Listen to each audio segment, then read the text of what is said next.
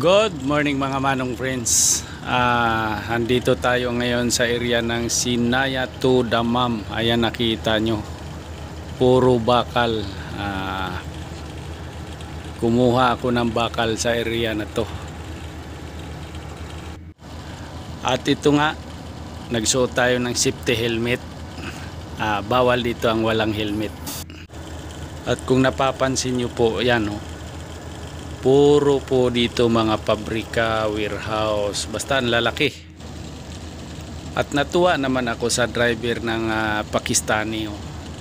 Tawa siya ng tawa habang may kausap. Ako rin natatawa habang binibidyo ko siya. At ayan po, nakargahan na tayo ng 3. At ito naman yung pangalawang klase. Ayan, inaangat na. Ayan dalawang klaseng bakal kasi yung pipick upin ko. Ayan,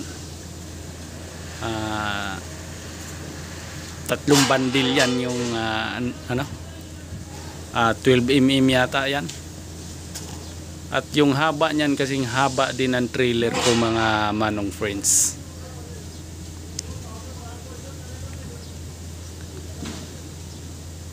Walang kahirap-hirap yung magkakarga dito at meron silang pambuhat.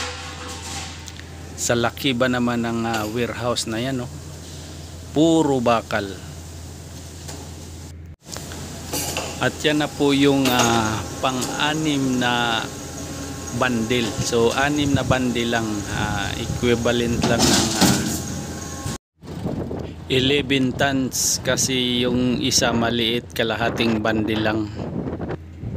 At ito na nga po yung karga natin. Yan So paalis na tayo. Nakapila tayo dito sa timbangan kaso pang 5 pa tayo. Ayan haba ng pila. At pagkatapos ko magtimbang, palabas na sana ako. Nawala naman yung gwardya o yung haris na tinatawag nila dito. Ay, ito na pala, yan Samantala nandito na ako sa paghatiran ko. May nakita akong tindahan doon. Ay, may dumating na van. May mga tinda.